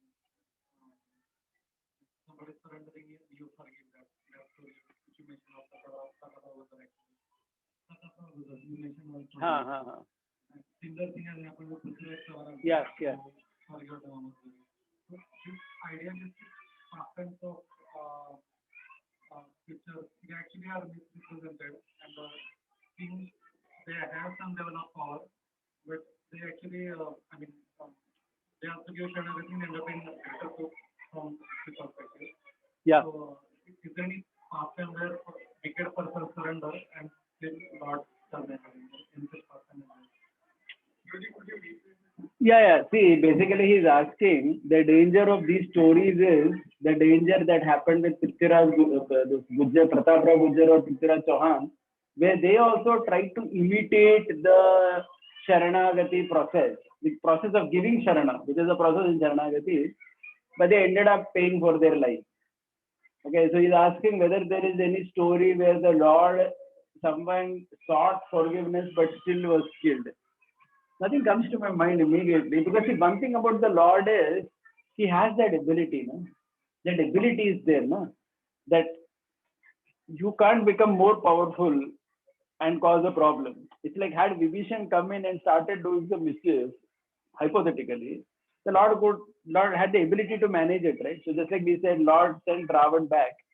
He had the ability and confidence that next time also he comes, I will defeat him and I can kill him. I can kill him anytime. He had that. You want to say something? Shishupal. No, but Shishupal didn't ask forgiveness. I mean, the point here is Shishupal's mother had asked on his behalf. That's a little different. Shishupal had not asked any forgiveness from day one. He was determined. Okay, but the lesson that we can learn here is, probably there are two things here. The lesson that we can learn is, you can't have an overestimation of your strength also. See, that's why. See, that is very clear in the scripture. You need compassion and also you need power. Only a person with compassion and power can give Sharana. Okay. The problem with these people is they had compassion, but they did not have the power. They did not have power, which is something they should have also realized, honestly. How much power I have. The opposite person who is there, Balol Khan, or whether it is a Muhammad Ghori who had attacked Prithviraj, they were not less powerful people than these people. They were equally or more. So then it's very dangerous. First thing. Second thing, their public is involved. It's not your private thing. One thing about Sharanagati which is implementable for everyone is, you can implement it in your private domain. Like you have a problem with your neighbor, you have a problem with your brother or sister. It's a private thing. And they have asked for forgiveness, kuch hua.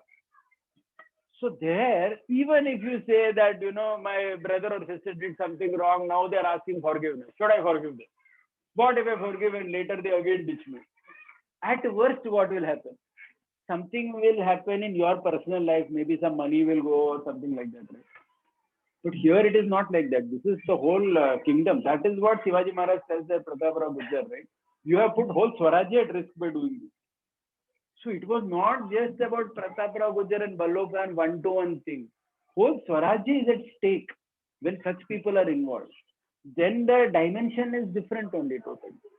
So scripture, so that's why the scriptures have to be learned from sadhu. Or you need the right. You can't just take the story and decide to implement it. Does that make sense?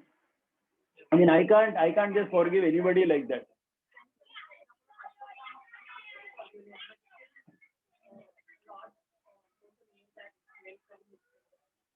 Yeah, in one sense, Ashwatthama asked for forgiveness. Ashwatthama, did he ask for forgiveness? I'm just trying to recall the story exactly. One second. In Ashwatthama's case,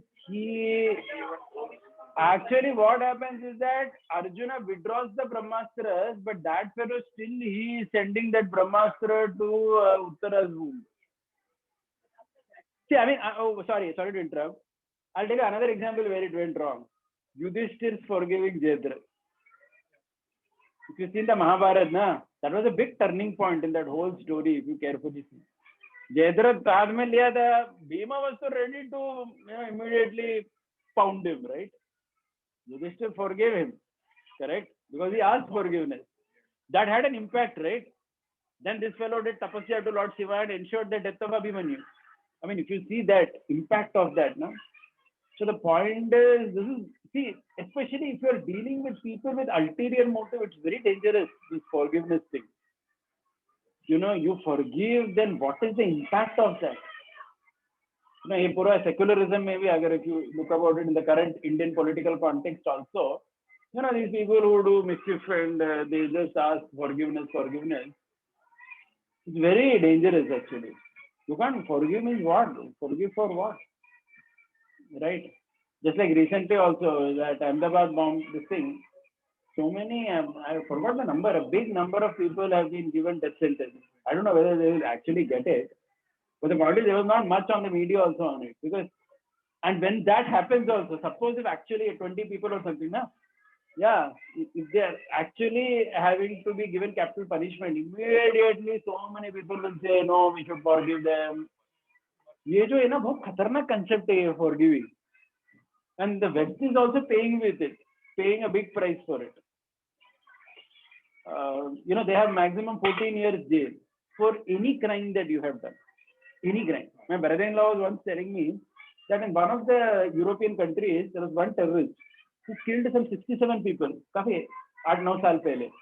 And all he's serving is a 14-year jail sentence, which is nothing compared to the brutal crime that he did.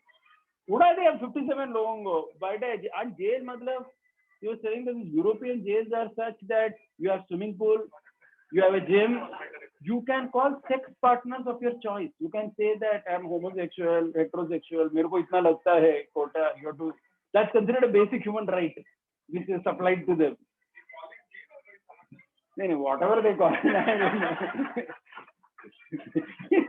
Our maybe that the life there sounds more exciting than what these people are undergoing over here. You can earn a degree from a university. Many things you can do. Very clean, ambience and everything. And how many years? 14 years. At the age of 25, you do something, you come out at 39, you have your whole life to plan another event like that. So these people now they have gone to that extreme only. So forgiving, if you see carefully, the danda is also an important aspect in our Shastra. Correct? Danda is a very important aspect in the Shastra. That is there. We can't ignore that. Krishna is showing that. Rama is also showing that. Danda is given only ultimately. All those who are genuine demons, everybody is punished. Nobody is let scot free. Right? In one sense, if you say Ram only forgave Marich. Second chance दिया ना उसको पहली बार सुबाव Maareech And that also, in some way, it boomeranged on Ram. You can say in some sense, but anyway, that's a pastime point of view. Yeah, but the point is he forgave him. But now Jarasandha that. No, Krishna Jarasandha living in He didn't. Yeah, of course, he had the capacity to handle it, so he didn't. Okay. But yeah, so we can't take this too much also, at least in a political sense. We have to be careful. Make sense?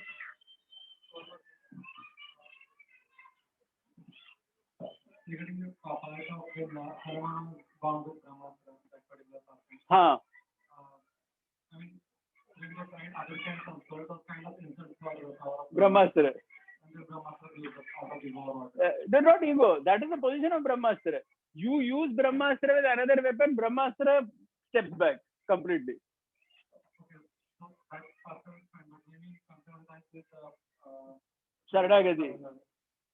practically we have other desires also, and we want logically, we should surrender without any desire. So, I mean, that balance thing doesn't work out. That I'm just actually you are completely rid of the material desire. Yeah. I understood. No, that is why the Ramayana, the way it portrays it now, Prabhuji, is that Ramayana is a Kalpavriksha. For any issue you can go to Ramayana. And Rama benedicts you with it. Next time in our meeting, I'll take another theme. That's a very interesting theme. My wife was just sharing with me recently. It is like the whole Ramayana is considered like a Navaratna ring that you wear. You know, people wear this Navaratna. In the Navaratna, the 9 which are there in stones, they represent one planet. Correct? And they are embossed in gold. Gold is Ram. These 9 are considered like Vibhishan, Shatrugna, everybody. And each of them is connected with one stone. The cat's eye, the coral. And there is a reason for it also from Ramayana perspective. You can take a verse and understand why this character is cat's eye, why he is coral, you know, these stones. So the idea here is that in an ultimate sense, that Sharanagati to Ram, at least in the Ramayana perspective, there are so many people who have come to him with all kinds of issues, correct? And they are all taken care also. It's not that means the Sharanagati to Ram, from the devotee perspective, that Akinchanatvam, Vibhishan is considered highest, agreed. But other people who came, like that Kakasur or that Sugriv also, correct? All these other characters who come, it's not that they come with 100% pure intention. No? They're coming with mixed intentions. They have some other things also, you may say. But the thing is that they're coming to Ram. They're coming to Ram alone. And Ram is fulfilling that. So if you want to consider it like that also, Ramayana provides that framework over there. That's important. Is that okay? I mean, the Ramayana is not unrealistic by saying that, at least the Lord is not saying that, he's not at least saying, because the Lord is saying in the context of vision, even if he has come with something, so what? Even if he has come for the kingdom, so what? We'll make him king. He's not saying that necessarily you have to come with me without anything, at least in that context. Makes sense? Anybody else? Yeah. To caught Hanumanji, Brahmastra was used. But what is the purpose of Brahmastra? To destroy it? In the scripture we read that Brahmastra is used to destroy the... No, not necessary. Not necessary. The Brahmastra has the ability to pinpoint and do exactly what it is sent for. Like, for example, the Brahmastra can destroy only the womb of the mother without killing the mother. Like Ashwatthama sent that to Uttara's Garbha. Na? In this context, Indrajit sent it to bind him, not to kill him. So Brahmastra has that capacity to do exactly what Sankalpa you released it for. It is not that it is there only for, only rule is that you should, I mean, there are some rules, like you cannot use it on a weak person and this and that. But of course, Hanuman was not some ordinary person. So using Brahmastra on Hanuman means Hanuman is a big person, right? No, nothing else will work on him. That's what Indrajit understood. Iske upar koi weapon kaam nahi karne wala. Only Brahmastra will work. And another interesting thing is Hanuman had a benediction in childhood that Brahmastra will not affect him. But he respects the Brahmastra. He says, no problem. Because it's Brahmastra. But he had that benediction. That story is there na, when he does mischief.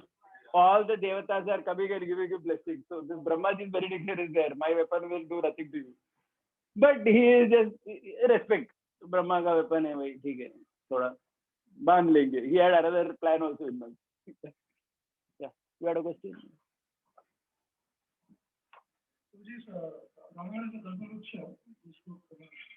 So it's like how Bhagavad Gita says, Artha Adhyati Jignasu. Yeah, yeah, And similar. Dhruva Maharaj, when he finally sees the Lord, he says that I come from broken pieces of glasses and I have got fragments.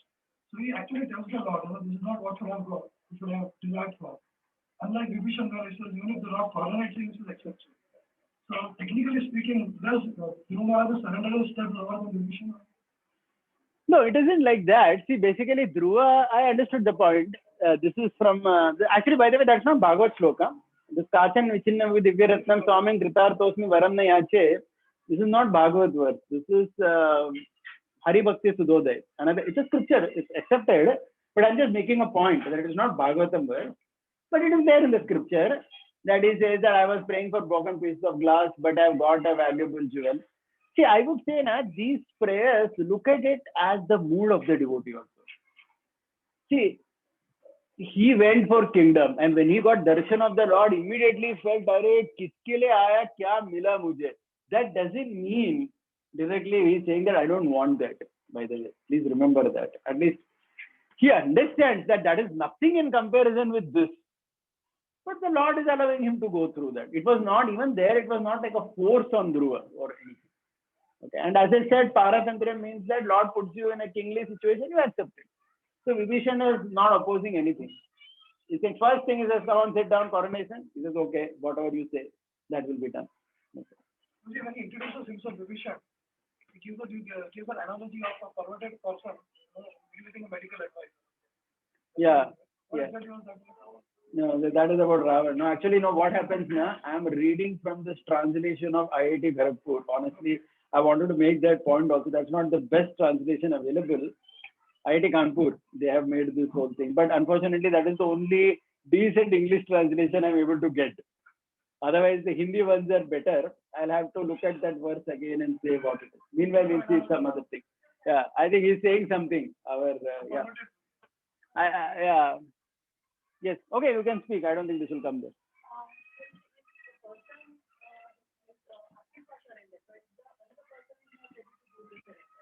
Yeah.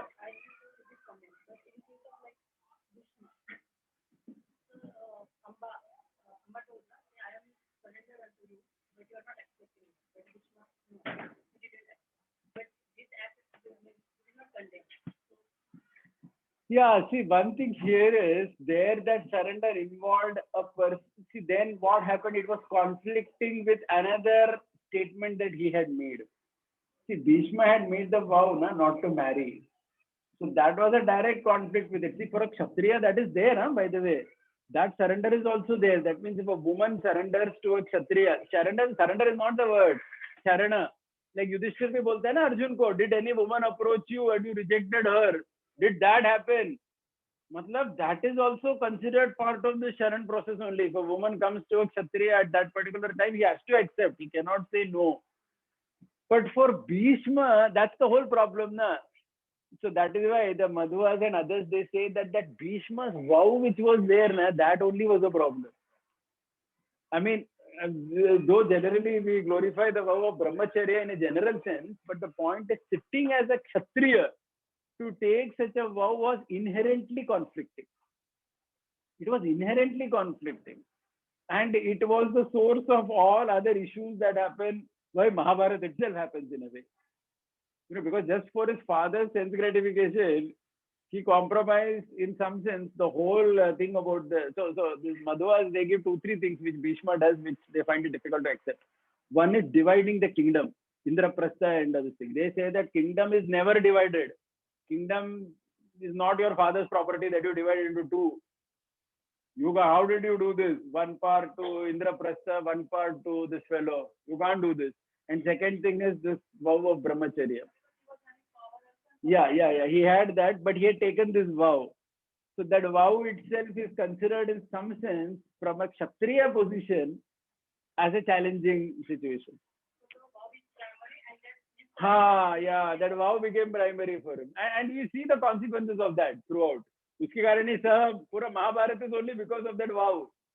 Though it is glorified from a very personal sense, somebody taking such a vow, brahmacharya, all the devatas are also saying Bhishma, Bhishma, because that vow as a person is glorified. मतलब ऐसा vow लिया वो भी, not that he's sitting in Himalaya and taking the vow, sitting in the middle of politics and taking that vow, it's even more difficult. So that's glorified. But from a Kshatriya perspective, it is never expected. No Kshatriya ever, there is no history of Kshatriyas taking such vows, or, that's not the recommendation for a Kshatriya. So that led to all these conflicts. So that is also considered as, a problem in Bhishma's this thing. That and the other one, dividing kingdom. You had a question?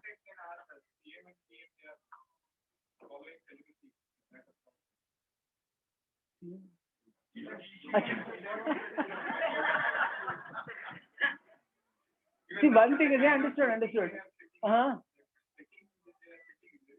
Yeah, the setting is, I would say that it is very challenging. I mean, I really don't understand, because inherently power and position involves passion, and renunciation and brahmacharya doesn't involve that, right? So our shastras were scientific in the sense that Kshatriyas or people in politics or in that position, they were always married. But one thing is, these people, honestly, I mean, I had seen one interview of at least Yogiji also, they look at it as Nishkama Karma Yoga. They say that we are here for Bharata Bhumi, and whatever is required, we will do it. So they're saying in that spirit, we are doing. So I would say that positionally it is challenging, but I mean, if you go into the RSS psychology also, many of them are like that only. They take this vow just so that they give their 100% to Bharat Bhumi. But nonetheless it is challenging to be in politics, to be in the middle of passion and not have a wife and maintain your brahmacharya and that sanity. That is there. There are advantages of that. But in the traditional Varnashram model, we understand why it was like that. At least we appreciate that point. Yeah, but he said also, I mean, I've heard this yogi saying that, I look at it as Nishkama Karma. That's how they see. He openly says, interview mein rehte na, he says that I'm just doing it as nothing for me. Kuch farak nahi padta. I mean, so again, as Hanumanji says, it's very difficult to understand anybody's heart. So at least you have to accept if they say like that, that's how it could be perhaps. Yeah. Being in the middle of Yeah. But the thing is that vow, at least in the Varnashram context, the purpose for which it was taken, in the context of just for the father to get married, to do that, and in fact, more than Bhishma, even that fisherman's father is criticized. That fellow. And do you know that Satyavati was an adopted daughter of his? She is a biological daughter of a king. Yeah, she's not his biological daughter. She is. Bharat Bhagavatamrit में आता है उसका story, Satyavati. I was wondering, मतलब ऐसे कैसे रानी बन गई और ये वैसे. वो क्षत्रिय थी by birth, वो कुछ तो बड़ा story है उसमें. We will discuss that some other time. She's an adopted daughter, but so maybe that fellow thought that I want her to be a queen. She was destined to be a queen because of her own background of Kshatrani. Any other final point? Yeah, Shantanu got attracted, not an ordinary fisher woman like that. They would never get. I mean, a story hai na Dushyant ka. Dushyant gets attracted to Shakuntala and he says that the very fact that I'm attracted to you means you must be Kshatrani. Well, I can't get attracted to a Brahmani, is this? So, क्या confidence है व्यक्ति. So one thing we can understand that people are Shudra because they're attracted to everybody. So then there's a problem.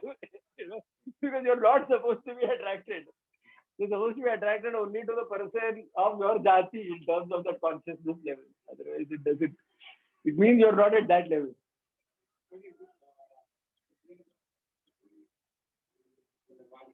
Ram did not want to give shelter to us. On the other hand,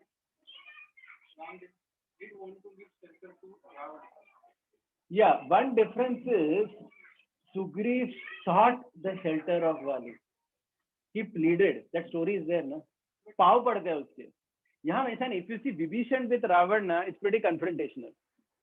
Vibhishan is just telling Ravan bluntly, hey, what you're doing is wrong. You give her back. We are all going to get destroyed because of your attachment to this woman. Understand, Sita is like a cobra on your neck. That's what Vibhishan says. Her beauty, her smile is like the fangs, and it's a very poetic description of how Sita is like a cobra on the neck of Ravan. So there are 2-3 verses like that.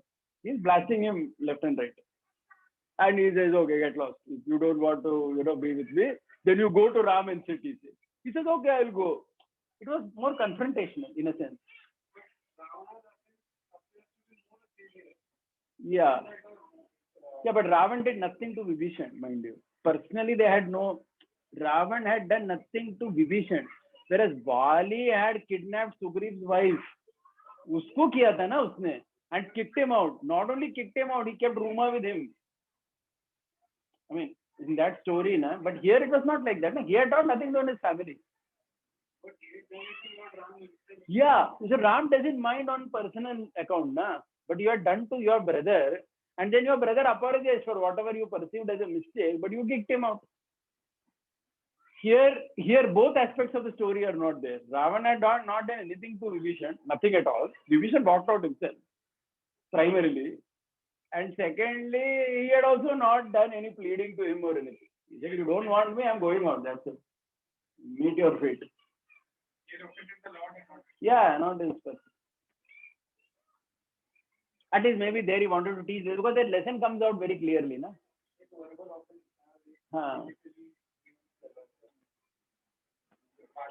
Yeah, he kidnapped his wife also. Na? वो ज्यादा है ना, मतलब रूमा को लेके रखा था उसने. Yeah. Yeah, not only that, but that fellow said sorry for his perceived mistake, that he blocked that fellow's hill, right? He had blocked the hill, na? That's why he was angry, na? When he had gone to fight against the demon, Vali had blocked. So he said, I really thought that you were killed and that the demon was alive, which is why I blocked it. I didn't imagine the other way around. It was a genuine mistake. But he refused to accept it. He said, no, nothing, get lost. Okay, last one.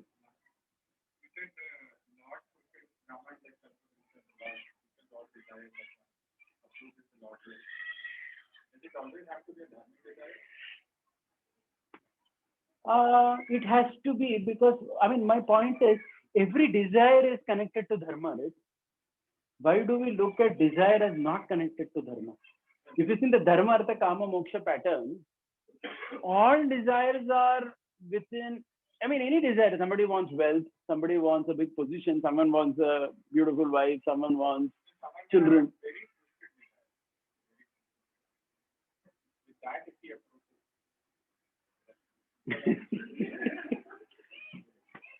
I would say that, see, when we say twisted, na, even that, I mean, it's something like, suppose you say that I want to kidnap another man's wife, and let me read the Ramayana to get that. Then certainly that is not going to happen, because that's an example I'm taking of what you're saying. Correct? It's a completely twisted thing. You're going with that intention. It is like Surpanaka going to Ram. To take it like that.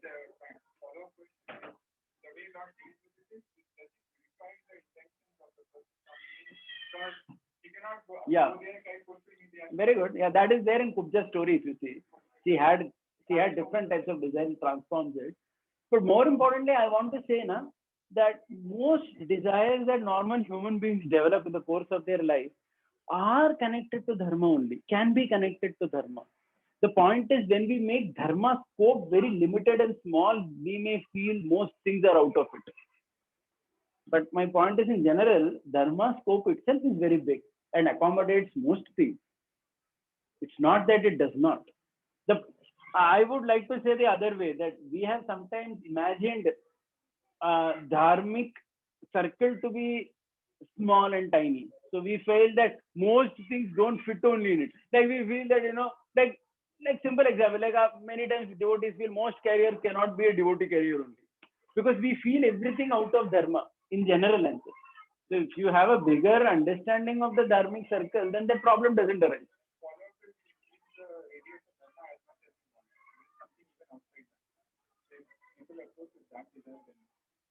Not everything can be accommodated.